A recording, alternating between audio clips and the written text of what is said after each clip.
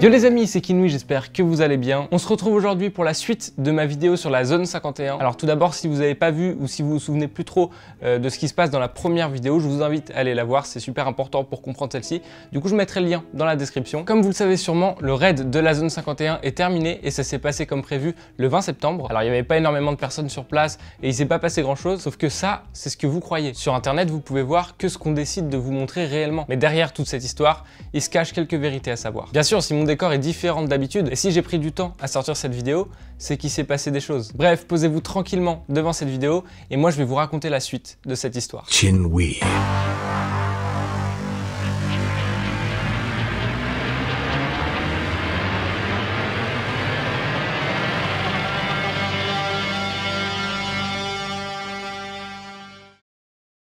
Bon, il y a environ un mois, j'ai contacté un Américain qui s'appelle Chris et qui avait l'air vachement intéressé pour l'histoire du raid de la zone 51. J'ai pas mal sympathisé avec lui sur Messenger et au bout d'un moment, il m'a envoyé une vidéo filmée par son oncle dans laquelle on voit la zone 51 survolée. À un moment dans la vidéo qu'il m'a envoyée, on voit une espèce de lumière, une petite lueur qui passe super rapidement et qui s'arrête au-dessus de la zone, puis qui disparaît. Du coup, avec un ami monteur à moi, on a un peu décortiqué la vidéo pour voir d'où pouvait provenir cette lumière, sauf qu'on n'a rien trouvé. Donc on savait pas si c'était un fake ou pas.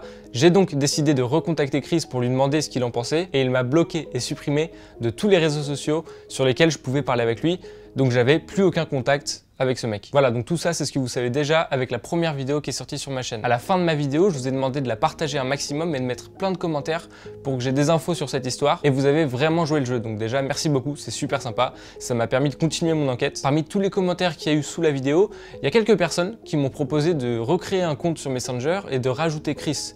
Et c'est super intelligent, du coup c'est ce que j'ai fait. Donc j'ai redemandé Chris en ami et il m'a rajouté assez rapidement. Alors moi j'y suis allé direct avec lui en lui disant « Salut, c'est Thomas, on a parlé l'autre fois, mais pourquoi tu m'as supprimé ?» Et il m'a juste répondu « T'as pris du temps » avec son numéro de téléphone.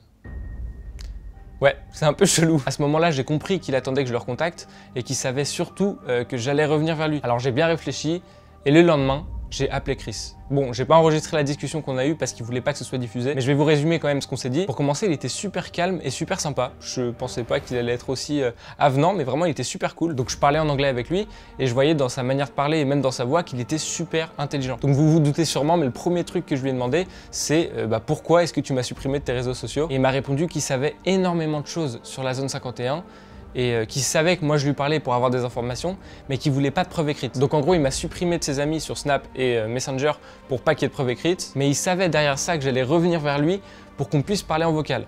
Le mec, il avait un peu tout calculé, mais il est chaud, franchement, il est chaud. Il m'a dit qu'il travaillait sur le sujet de la zone 51 depuis énormément de temps maintenant, qu'il cherchait une manière quelconque de diffuser ce qu'il savait, mais qu'il avait aucun moyen de le faire. Moi, je lui ai donc expliqué que je faisais des vidéos sur YouTube et que j'avais déjà publié une vidéo sur ce sujet et que ça me dérangeait pas de l'écouter pour faire une nouvelle vidéo sur la zone 51. Il m'a donc dit qu'il était d'accord pour m'expliquer tout ce qu'il savait sur ce sujet et qu'il n'y avait aucun problème pour que je publie ensuite ça sur ma chaîne. Par contre, il m'a dit qu'il voulait pas que je publie une photo de lui ou alors un enregistrement de sa voix dans les vidéos. Et moi je lui ai dit ok, pas de souci, je t'ajoute sur Discord, comme ça tu me donnes des infos et puis je refais une vidéo. Et il m'a dit non.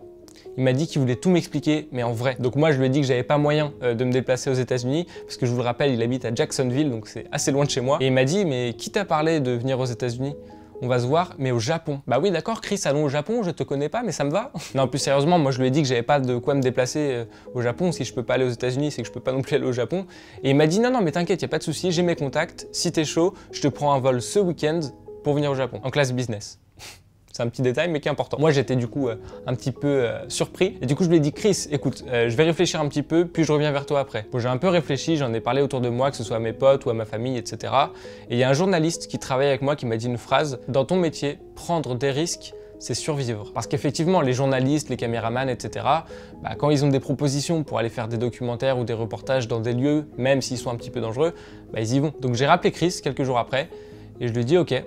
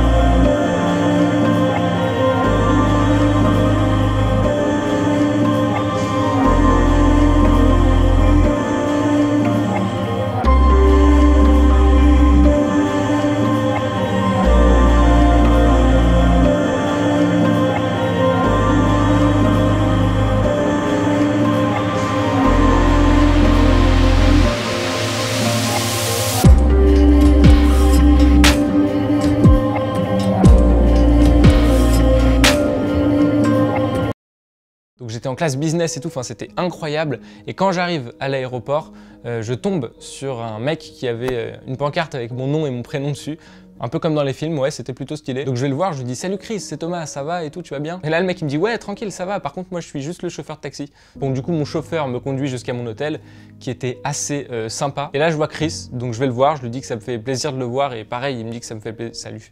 C'est compliqué à dire ça. Enfin, bref, vraiment super cool. Donc il me montre ma chambre et après il me dit « Viens on sort, je vais te faire visiter des trucs à Tokyo. » Parce que moi c'était ma première fois au Japon, du coup je connaissais rien. Donc il m'a montré plein de trucs de ouf. D'ailleurs, si vous avez un jour l'occasion d'aller au Japon, je vous jure, allez-y, c'est vraiment incroyable. Bref, la soirée se passe super bien, on mange, on rigole, mais Chris me parle pas du tout de la zone 51. Et à chaque fois que je posais une question à Chris par rapport à ça, il me disait toujours « Ah, t'inquiète pas mec, on verra ça plus tard, pas maintenant. » Bref, c'était chelou. Et là, je me suis dit, ça se trouve, le mec, il connaît rien à la zone 51. Il me ment depuis le début, c'est un putain de psychopathe. Et là, je suis dans la merde. Là, je vous dis ça en rigolant, mais sur le moment, ça me faisait vraiment flipper. Chris me raccompagne donc après à mon hôtel et il me dit que lui, il est logé à l'opposé de Tokyo. Donc, je le remercie de m'avoir accompagné, etc. Et juste avant de partir, il me dit, au fait, mec, je vais plus le 20 septembre dans la zone 51. Donc moi je lui dis, mais pourquoi? T'as ton billet d'avion, tu kiffes ça et tout, pourquoi tu te déplaces plus? Et là il me dit, je t'expliquerai demain. Donc j'essaie pas de forcer le truc, je lui dis ok, pas de souci, tu me diras demain. Je comprends, mais en vrai je trouvais ça quand même un peu bizarre. Bref, je rentre dans ma chambre d'hôtel, je me pose un petit peu, je me fous sur mon lit avec ma Nintendo Switch, là, la console, et je m'endors. Le lendemain, je me réveille et je rejoins Chris dans un resto pour enfin parler de la zone 51. Donc je commence par lui montrer la première vidéo que j'ai tournée en lui expliquant un petit peu, parce que je vous le redis, il est anglais, du coup il comprend pas trop le français. On lit ensuite les commentaires et je lui explique qu'il y a beaucoup de personnes qui me disent que dans la vidéo de son oncle, c'est pas du tout la zone 51 qu'on voit. Et là il me répond, bah non, c'est pas la zone 51. Et c'est d'ailleurs même pas mon oncle qui a filmé la vidéo. Il m'explique que c'est lui-même qui a tourné cette vidéo et qu'il ne s'agit pas de la zone 51, mais de la zone 51C. Alors pourquoi ça s'appelle comme ça, j'en sais rien, mais c'est ce qu'il m'a dit. Je lui demande donc ce que représente cet endroit et il m'explique que c'est ici que toutes les choses cheloues un peu de la zone 51 ont été déplacées pour éviter qu'elles ne soient découvertes lors du raid le 20 septembre. Il m'explique aussi que c'est pour ça qu'il compte pas se rendre le 20 septembre à la zone 51. Comme ce sera vide et il n'y aura plus de trucs cachés, secrets, machin, ça sert à rien d'y aller. Je lui ai donc demandé ce que représentait la petite lumière, enfin la lueur qui était au-dessus de la zone 51, qui est donc la zone 51C, dans la vidéo qu'il m'avait envoyée. Et il m'a dit qu'il savait pas exactement ce que c'était, mais le seul truc dont il était sûr, c'est qu'il se passait vraiment des trucs chelous là-bas. Donc après quelques heures du coup de discussion avec Chris dans le restaurant, on sort et il me dit qu'il veut me faire découvrir des trucs assez stylés dans Tokyo. Je lui dis ok, il n'y a pas de souci et je le suis. Donc on prend le métro, machin, et puis on arrive en face d'un magasin de jeux vidéo immense. Et Chris me dit, ici tu pourras trouver des jeux de Nintendo Switch qui sont même pas encore sortis en France. Donc moi je me dis putain trop cool. Puis après je me dis mais comment est-ce qu'il sait que j'ai une Switch? Sur le moment je panique pas, mais ça fait clairement flipper. Après quelques minutes, je lui dis que je préfère rentrer à l'hôtel parce que je suis un peu fatigué à cause du décalage, l'avion, machin. Donc il me dit ok, pas de souci, et il me raccompagne jusqu'à mon hôtel. Donc je le remercie pour cette soirée. Ensuite, je rentre dans ma chambre et là, je me retrouve tout seul et je me fais des plans de malade. Je m'imagine vraiment des trucs de ouf. Je m'imagine que le mec, il a peut-être placé une caméra chez moi, c'est pour ça qu'il sait que j'ai une Switch et tout. Alors je fouille partout, que ce soit dans les placards, les tiroirs, derrière les miroirs, sous mon lit, et je vois rien. Jusqu'au moment où je regarde par la fenêtre et je vois Chris sur le balcon de l'hôtel d'en face. Alors que je vous le rappelle, il était censé être dans un hôtel à l'opposé de Tokyo. Chris me voit et il part en courant. Moi, je m'enferme direct dans ma chambre et mon premier réflexe, c'est de prendre mon téléphone pour filmer l'hôtel d'en face. Voici la vidéo.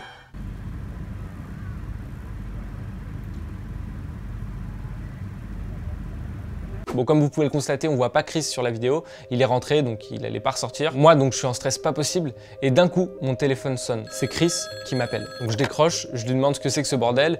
Et je lui dis qu'il a des explications à me donner. Et là, le mec me dit « Ouais, j'ai des trucs à t'avouer. » Alors, on se rejoint direct en bas de l'hôtel. Donc, moi, je suis un peu vénère. Je vois Chris en bas et tout. Donc, je vais le voir. Je lui dis « Gros, c'est quoi ce bordel et tout ?» Et là, il me dit « Mec, je suis pas Chris. » Donc là, je panique un peu, c'est n'importe quoi dans ma tête, je recule un peu, je prends mes distances et je lui demande de m'expliquer tout de suite ce qui se passe. Et il me dit qu'il s'appelle Charlie, que c'est un ami de Chris et qui rend juste un service à son pote parce qu'il lui a demandé. Il m'explique que tout ce qu'il me dit depuis le début est vrai, il m'a jamais menti, sauf sur son identité.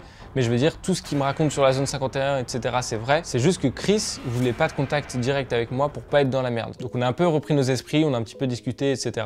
Ensuite, on allait se poser dans le bar de l'hôtel et il m'a dit, bon, on va appeler le vrai Chris. On l'appelle, il répond et Charlie lui explique la situation. Donc le vrai Chris avec qui on était au téléphone m'a rassuré tout de suite en me montrant son passeport, son visage, etc.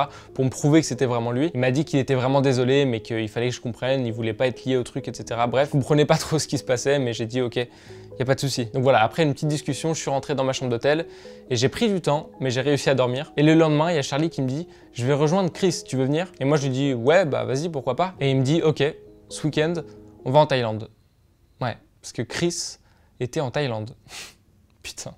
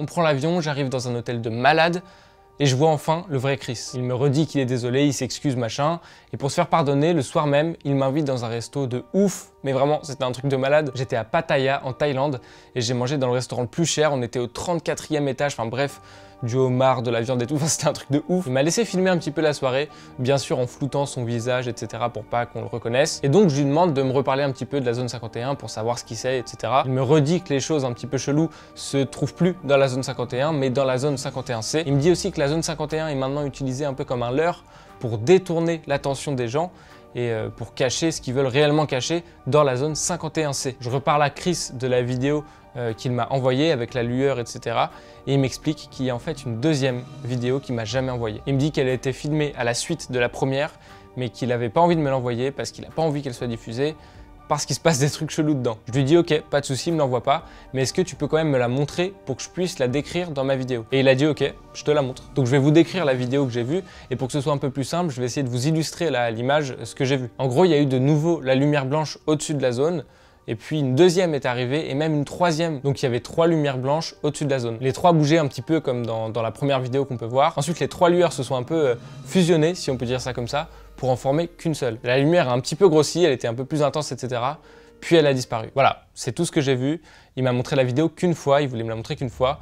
Et puis il m'a dit une phrase qui était un peu chelou. Normalement, j'ai pas le droit de te montrer ça. Et j'ai trouvé cette phrase bizarre parce que ça veut dire qu'il y a quelqu'un qui veut pas qu'il la montre, etc. Enfin, je sais pas, j'ai trouvé ça super chelou comme phrase. Voilà, c'est tout ce que j'ai vu sur la vidéo. J'espère que je vous ai bien décrit ce que j'avais vu. Comme pour la première vidéo, je vous invite à me dire dans les commentaires ce que vous pensez de tout ça, si vous avez déjà vu des trucs similaires avec des lumières, tout ça. Partagez aussi la vidéo, ça me permet d'avoir plein d'avis. C'est ce que vous avez fait dans la première vidéo. Encore une fois, merci à tous. Ça m'a énormément aidé, vraiment beaucoup plus que ce que vous pouvez penser. Voilà, et c'est pour ça que Chris ne s'est pas rendu sur place pour le raid de la zone 51 le 20 septembre. Il m'a dit qu'il savait qu'il allait rien se passer, puisque maintenant tout se passe autour de la zone 51C. Je lui ai demandé où se trouvait cette zone et il n'a pas voulu me le dire. J'ai cherché ensuite sur internet et j'ai rien trouvé. Vous pouvez chercher aussi de votre côté et si vous trouvez des trucs, pareil, vous me le dites. Et Chris s'est donc pas trompé. Si vous avez un peu suivi ce qui s'est passé le 20 septembre lors du raid, il n'y a pas eu grand chose, à part quelques dizaines de personnes sur place et un mec qui s'est apparemment fait arrêter. Il n'y a rien eu. Aujourd'hui, on est le jeudi 26 septembre. Et si le décor est encore un peu différent, c'est que je suis toujours en Thaïlande et Chris est ici, juste derrière la caméra. Il comprend pas vraiment le français, donc il peut pas savoir tout ce que je raconte, mais il surveille quand même ce que je dis pour pas que je dévoile des informations cheloues. Il veut pas se montrer, donc il est derrière la caméra. Salut Chris. Juste pour vous dire ce que je pense réellement, moi je crois que Chris n'est pas un mec random qui aime bien la zone 51 ou quoi, mais je pense que c'est un militaire, clairement. Il a la carrure, il a les cheveux coupés, enfin bref, il a plein de trucs qui montrent que même physiquement il peut être un militaire. Il connaît trop d'infos selon moi. Il a une vidéo qu'il a filmée lui-même en train de survoler la zone 51C. Il connaît la zone 51C, déjà personne ne sait ça. Quand il m'a montré la deuxième vidéo, il m'a dit la phrase, comme je vous ai dit, normalement j'ai pas le droit de te montrer ça. Enfin bref, il y a trop de trucs qui font que ça peut pas être un mec random comme ça. Alors c'est pas un militaire qui travaille forcément directement dans la zone 51, mais il peut avoir des contacts autour, enfin j'en sais rien. Bref, je peux rien affirmer, mais selon moi, c'est un militaire. Pour ma part, je rentre chez moi le lundi 30 au soir, donc je prends l'avion le matin, etc. Mais c'est assez loin quand même, la Thaïlande de la France. Du coup, je vais essayer de vous sortir cette vidéo le plus rapidement possible. En tout cas, moi j'espère qu'elle vous aura plu, que vous en aurez appris un peu plus sur cette histoire. Je sais pas si c'est la dernière vidéo de cette série de vidéos sur la zone 51 et tout. Ça dépendra de si j'ai d'autres infos ou pas. Bref, merci beaucoup de m'avoir suivi jusqu'ici. Merci infiniment pour vos retours et votre soutien. N'hésitez pas à liker, commenter et partager cette vidéo. Encore une fois, j'ai vraiment besoin de tous vos avis. Puis moi, je vous dis salut et à très bientôt pour une prochaine vidéo. C'était Kinoui, ciao tout le monde.